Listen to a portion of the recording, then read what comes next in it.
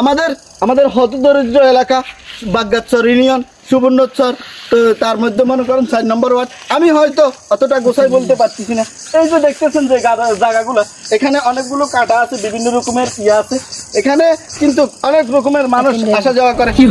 আমাদের এখানে দেখেন, ওদের মতো অশিক্ষিত মানুষের জন্য আমাদের কোনো দেশের উন্নত হচ্ছে না। যেখানে আমি ভিডিওটা শুট করতেছি সেম ওই জায়গাতে আসি লড়াই মুছতেছি। দেখেন গত করে এলেছে, জায়গাটারে গর্ত করে এলেছে। আমাদের আমাদের এই এই মানুষগুলোর কারণে আমাদের দেশটা তেমন একটা উন্নত হচ্ছে না।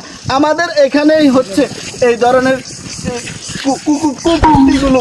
আমাদের ওই দেখেন, এই দেখেন, আরো এদিকে আসেন, এক চালার পুঁতে মুতি গেছে, আরেক চালার পুঁতে আসি সেই মুতের ভিতরেই পড়ে গেছে।